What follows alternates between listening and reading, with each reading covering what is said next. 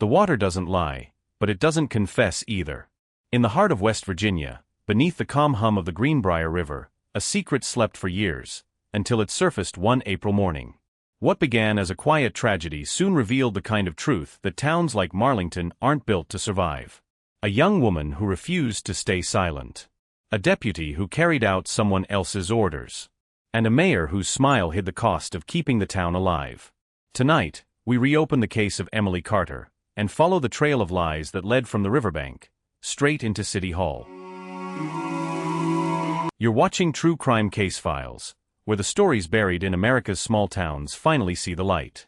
Subscribe, stay curious, and remember, sometimes, the quietest towns hold the loudest secrets.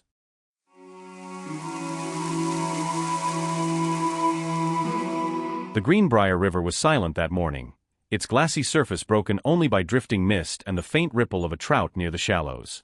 The date was April 11, 1991, a Thursday so ordinary that no one in Marlington, West Virginia, could have guessed it would become the day their quiet town lost its innocence. At 6:42 a.m., two hikers, locals, brothers who had fished that stretch of the river since childhood, noticed something pale tangled in a branch that jutted from the current. At first they thought it was driftwood, then a sack, then something human. One of them waded closer, calling out for the other to hold the flashlight steady. The beam caught fabric, a torn sleeve of a gray sweatshirt, and beneath it, a hand. The skin was ghost white, fingers stiff and curved like they'd been gripping something that wasn't there anymore. By the time Sheriff Alan Mercer arrived, word had already spread through the single diner downtown. Half of Main Street had shut down. The mist had thickened, curling around the patrol cars like smoke from a dying fire.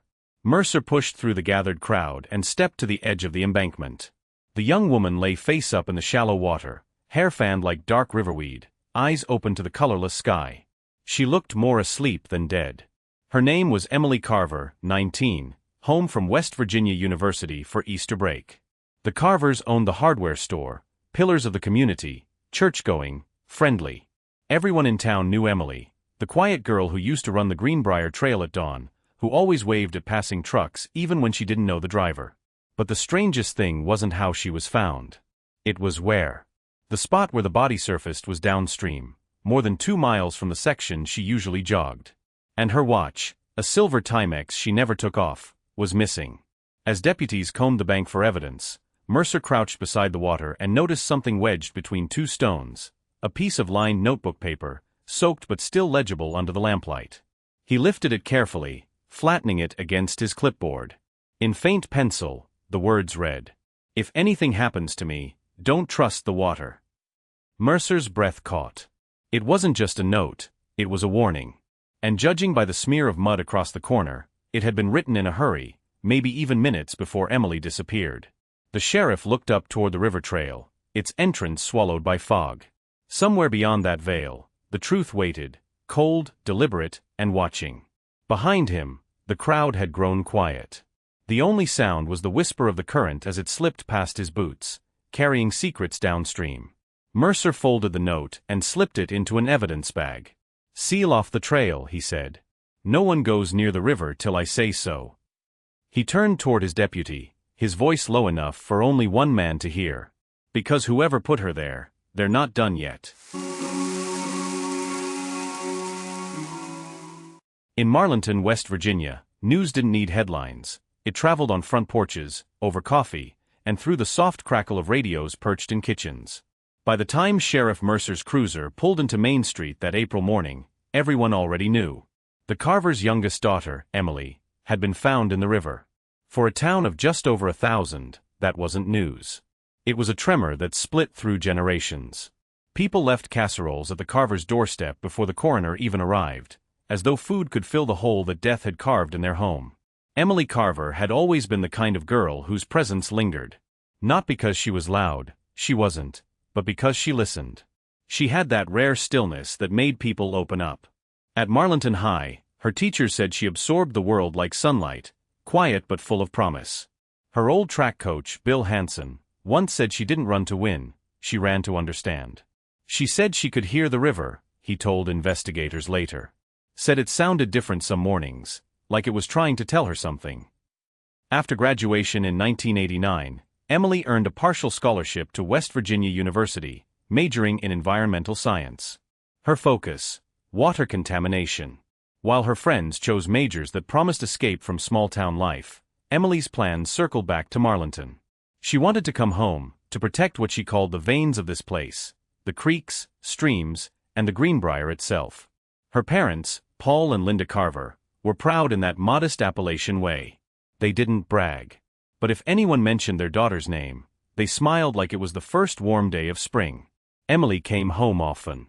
Her last visit before her death was supposed to be short, a week to help organize the annual Greenbrier Trail cleanup. The event had started as a feel-good community project, but in recent years it had become tense. Locals whispered about Barrow Chemical, the factory 20 miles south, whose drainage pipes fed suspiciously close to the river's edge. Emily had been researching Barrow for months, quietly collecting water samples, jotting down notes in a small spiral-bound notebook that never left her backpack. Her roommate at WVU later told police Emily had grown obsessed, convinced that the factory was leaking toxins into the groundwater. She said she had proof, the roommate explained. She just needed one more test to make it stick. When Sheriff Mercer visited the Carver home the day after the discovery, he noticed Emily's room exactly as she'd left it: bed made, textbook stacked, a single cup of coffee still half full on the desk. But the notebook, the one she always carried, was missing.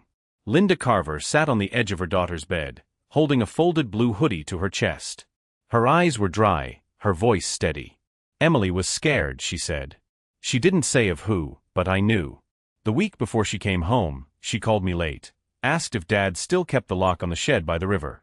When I asked why, she just said, "I think someone's been out there at night." The shed she meant was an old Carver family storage cabin, about half a mile upriver, right across from where Emily's body had been found. Mercer made a note to have deputies check it the next morning. By then, the rumor mill had already started. Some said she drowned collecting samples alone after dark. Others whispered darker theories, that she'd uncovered something Barrow didn't want public. At the Junction Diner, the unofficial heart of Marlington, the talk was relentless. Farmers, teachers, mill workers, everyone had an opinion. "You mess with people's paychecks, bad things happen," muttered one man over his black coffee. The woman beside him nodded. "That company's been here longer than half this town," she said. "You think they're just gonna let some college girl ruin it?" Sheriff Mercer ignored the noise, but he couldn't ignore the timeline. Emily's last known activity was a phone call at 9:14 p.m. on April 10th, to her mentor, Dr. Helen Grayson, an environmental toxicologist at WVU. The call lasted exactly 3 minutes. According to phone records, Emily told Dr. Grayson she'd found something, and would send her results the next morning. She never did. Mercer's deputy returned that evening from the Carver shed. The padlock was snapped clean, the door half open. Inside, the air smelled of damp wood and rust. There were muddy footprints leading toward the riverbank and a single glass jar sitting on a shelf, the lid unsealed, the label smudged but faintly readable: sample number 47, Greenbrier Bend North. Mercer held the jar up to the light. The water inside shimmered with a strange, oily iridescence. Not algae. Not silt. Something else. He turned to his deputy. "Get this to the lab tonight," he said quietly. "And tell the Carvers not to go near the river." As he stepped back onto the trail, the wind shifted, carrying the low, steady murmur of the water below, a sound he'd heard his whole life, now somehow different. It no longer whispered. It warned. And somewhere beneath that calm surface, he felt it, the weight of something waiting to be found. Sheriff Alan Mercer didn't sleep much after finding the jar. He drove it himself to the State Forensic Laboratory in Charleston, 2 hours of silent road cutting through fog and pine forest. Every few miles, he caught himself glancing at the passenger seat, where the jar rested inside an evidence box, the faint rainbow sheen still visible through the glass. It looked beautiful and dangerous all at once, like the truth he wasn't sure he wanted to touch. By morning, word of the discovery had spread faster than the lab results could return. Marlington had turned inward, suspicious. The townsfolk spoke in careful whispers at the post office and grocery store. Doors that once stood open now closed quietly before sunset. Everyone knew someone who worked, or had worked, for Barrow Chemical, and everyone suddenly acted like they didn't. At the Carver house, The atmosphere was heavier than grief. Paul Carver kept his distance, working late in the store, while Linda sat in the kitchen, chain-smoking by the window overlooking the river. She swore she saw flashlights out there at night. Mercer didn't doubt her. When the results came back 3 days later, the lab report was thin but alarming. Sample 47 contains methylmercury, benzene, and trace elements of a compound consistent with industrial solvent runoff. Levels suggest contamination originated from a concentrated source within 72 hours prior to collection. In other words, Emily hadn't just been right. She had been close. The sheriff's next stop was Dr. Helen Grayson, Emily's mentor at WVU. She met him in her office, a clutter of textbooks, microscopes, and framed photos of her students. When Mercer showed her the report, she went pale. "She told me she found drums," Grayson said. "Old ones. Hidden near the trailhead past the 9th Avenue Bridge. I told her to wait, to let the EPA handle it. But she said she didn't trust them." Mercer frowned. "Why not?" "Because she thought someone local was helping cover it up." That word, local, hung in the air. Back in Marlington, Mercer started digging through county permits and inspection records. Barrow Chemical had officially closed its Marlington branch in 1986, yet several transport permits had been renewed under the same corporate ID as recently as 1990. The name signed on each approval form was one Mercer knew well, Deputy Harold Beckett, his second-in-command. Beckett had been with the department for 15 years, a steady man, churchgoer, father of 2. He was the one who'd volunteered to check the Carver shed the night of Emily's death. At first, Mercer brushed it off. Clerical overlap. Maybe Beckett had handled paperwork for a relative. But the dates matched too perfectly. That evening, Mercer called Beckett into his office. Rain tapped against the blinds as the younger man stood across from him, hands in his pockets, expression unreadable. "I just have a few questions," Mercer said. "You ever sign off on any Barrow transport permits?" "Hell, Sheriff, that was years ago," Beckett said with a shrug. "Routine stuff. Waste relocation after they shut down." "Any reason they'd still be moving materials in 1990? "Not that I know of. Maybe the paperwork lagged."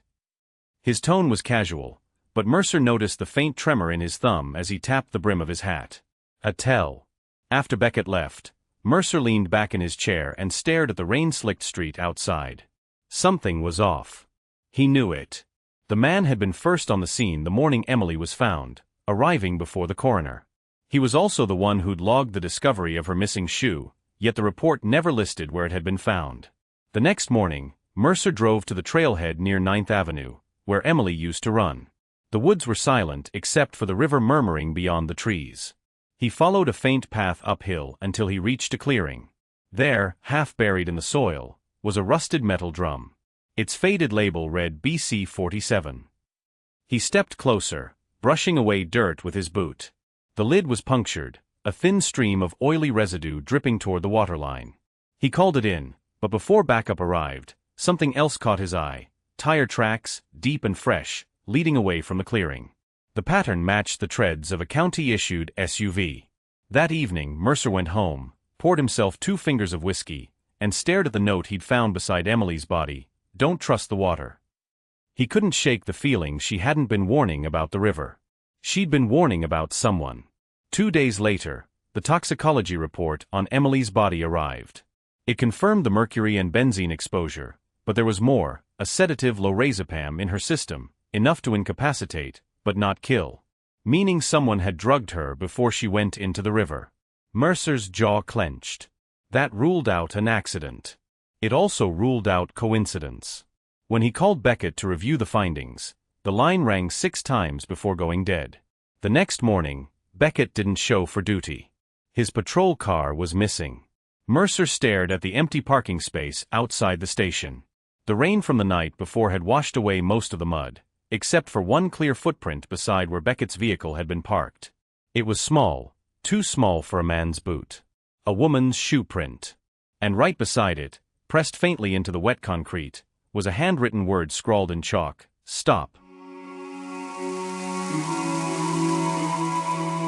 The leaves had turned copper along the Greenbrier by the time Mercer finally found his rhythm again. Autumn in Marlington always came with that soft, deceiving calm, crisp mornings, church bells echoing down empty streets, but beneath the calm, something had begun to stir. The lab results from Charleston had arrived. What they found didn't match the town's clean image. The sediment taken from Emily's running shoes contained high levels of methylmercury, a toxin linked to industrial runoff. Mercer reread the report 3 times. There hadn't been a factory within 50 miles of Marlington in decades. Unless someone was dumping waste where no one was supposed to look. He stared at the faded map pinned on his office wall, the Greenbrier River curling like a vein through the mountains. Near mile marker 9, where Emily's body was found, a small tributary ran through old mining land, long abandoned after the collapse of the Laurel Creek project. Locals said the site had been sealed years ago, reclaimed by the forest. But Mercer had been around long enough to know that in West Virginia, land never really forgets what men have done to it. At dawn, he drove out to Laurel Creek. The air carried the metallic bite of water that wasn't right. His flashlight beam caught something, fresh tire tracks cutting through the mud. Someone had been there recently. When he followed the trail, he found a chain-link fence half torn down and beyond it, rusting barrels half submerged in dark water. The stench made him step back. Then he saw the sign, Property of Greenrock Energy LLC, authorized personnel only. Greenrock, the same company Emily had been publicly challenging in her environmental campaign. The same name that had quietly funded the Pioneer Days Festival for years, paying for the fireworks, the new bleachers, the scholarships. Mercer's pulse quickened. This wasn't just about a murder anymore. This was about a cover-up. He reached out to the state environmental office. The file they sent back told him everything he needed to know, and nothing he wanted to believe. Greenrock had applied for a quiet reactivation of their site months before Emily's death. Public hearings were pending, but no one in Marlington had ever heard a word about it. Emily had. She'd written letters, filed complaints, even photographed dead fish along the riverbanks. A week before she vanished, she'd emailed the company directly. Her subject line read, "You're poisoning us." Mercer sat in silence, staring at the screen. His reflection in the monitor looked older than he remembered. Then he noticed the CC line in Emily's email. It wasn't just sent to Greenrock. It had also gone to Deputy Beckett's county email address. Beckett had never mentioned that. That night, Mercer went to Beckett's trailer off Route 219. The deputy wasn't home, but the shed door hung open. Inside, under a tarp, were 2 oil-stained barrels stamped GR12, the same code Mercer had seen at Laurel Creek. His flashlight caught a folder sticking out of a workbench drawer, Greenrock invoices, checks, signed under an alias. It was all there, the money, the motive, the silence. As he stepped outside, gravel crunched behind him. Beckett's truck rolled in slow, headlights slicing through the fog. The deputy stepped out, his hand hovering near his holster. "Looking for something, Sheriff?" Beckett's voice was calm, almost resigned. Mercer didn't answer. He took a step closer, holding up the folder. "How long were you taking their money, Jim?" Beckett looked away, jaw tight. "You don't understand, Nate. She wouldn't let it go. She was gonna bring the whole damn town down with her." For a moment, neither man moved, only the hiss of the wind through the trees. Then Mercer said quietly, "She was trying to save it." Beckett's hand twitched. But Mercer was faster. By morning, the town woke to the sound of sirens climbing the valley. The deputy everyone trusted was in custody, his cruiser towed from his yard. The news spread the way it always did in Marlington, by whispers, by disbelief. But Mercer couldn't shake the feeling that Beckett wasn't the end of it. Greenrock had written the checks. Someone higher had signed them. And that someone still walked free. As the sun broke over the mountains, turning the river gold, Mercer stood at the water's edge where Emily had been found. The same current carried new secrets now, and he wasn't done chasing them. "You were right, Emily," he said under his breath. "They are poisoning us." For a few brief days, Marlington believed the nightmare was over. Deputy Beckett's arrest had given the town something it desperately needed, a villain they could point to, a reason for their grief. The sheriff's office received casseroles again. Church bells rang like they were purging evil from the air. But Sheriff Nathan Mercer couldn't rest. The pieces didn't fit, not completely. Beckett had been the hands, yes. But the money trail was too clean, the motives too carefully wrapped. Someone had paid to keep Emily quiet. Someone who knew the town's pulse well enough to buy its silence. When Mercer returned to the station that Sunday morning, a brown envelope sat on his desk. No postage, no name. Inside were photocopied invoices stamped with the Green Rock logo, but these were signed off by someone unexpected, Mayor Harold Klein. Klein had been the face of Marlington for nearly 2 decades, the man who led parades, cut ribbons, and read the Thanksgiving prayers on the courthouse steps. He'd been at every candlelight vigil for Emily, his hand on Mercer's shoulder, his voice trembling with practiced empathy. Mercer's stomach turned as he read the documents. Klein had personally approved Green Rock's community development donations, the same funds that ended up in Beckett's account. The checks were laundered through the town's beautification fund, the one Emily had volunteered with before her death. It was perfect camouflage. That afternoon, Mercer drove to City Hall. The building sat quiet under the slanting autumn sun, the American flag outside barely moving. He found Klein alone in his office, his desk neat as always, the smell of pipe tobacco heavy in the air. "Sheriff," Klein said, looking up from a folder. "I was just about to call you. Heard the Beckett case is wrapping up." Mercer didn't sit. "You should know by now, Harold. I don't close cases halfway." Klein leaned back, his smile thin. "You've done this town proud, son. People are finally sleeping again. Let's not drag it through more mud." Mercer placed the envelope on the desk. "Then explain this." The mayor's face didn't change right away. But his eyes, they flickered, just once enough to betray him. "Where did you get these?" Klein asked softly. "Doesn't matter," Mercer said. "You signed off on every one of them. Beckett didn't kill Emily for money. He did it for you." Klein sighed, slow and tired, like a man who'd carried too much for too long. "You think this was simple greed," he murmured. "Emily was going to blow up a deal that could have saved this town. Green Rock's expansion would have brought jobs, infrastructure, a future. And she was ready to destroy it all over some fish." Mercer's jaw clenched. "She was trying to protect this town, Harold. Not sell it." The mayor rose from his chair. "You're a good man, Nate. That's your problem.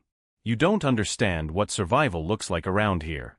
You either play along or get buried with the truth."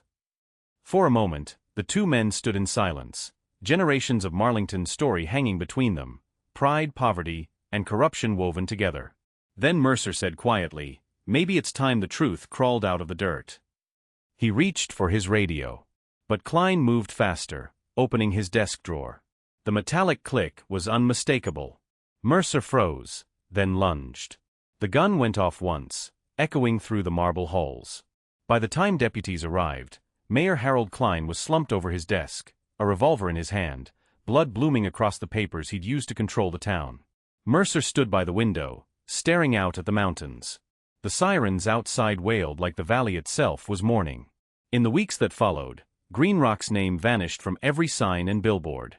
Federal investigators descended on Marlington, uncovering layers of fraud, hush money, and chemical dumping that stretched back years. Emily Carter's name became a rallying cry, the girl who dared to speak when everyone else stayed quiet. Her parents didn't want revenge. They wanted remembrance. Mercer attended her memorial at the riverside, the same place where her body had been found. The water ran clear again, or at least it looked that way. As he placed a white rose by the current, a young reporter approached him. "Sheriff Mercer," she said softly, "is it true the investigation is over?" Mercer looked out at the horizon, where fog coiled between the ridges like ghosts refusing to leave. "Cases like this," he said, "don't end. They just change shape." She frowned. "What do you mean?"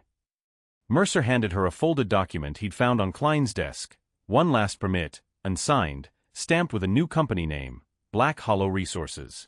"Green Rock's gone," he said. "But someone's already taking their place." As the reporter walked away, Mercer lingered by the water. The mountains were quiet again, pretending peace. He knew better. Because in Marlington, West Virginia, the past never really stayed buried. Justice may have finally reached Marlington, but peace? That's harder to find. The river may have given up its secret, yet the silence that follows still whispers her name. Do you believe the truth was fully told, or just the version that was easiest to accept? I'd like to hear your thoughts. What do you think really happened beneath those quiet West Virginia hills? Drop your theory in the comments. And if you want more stories that dig beneath the surface, subscribe to True Crime Case Files. Because in every small town, there's always another story waiting to be uncovered.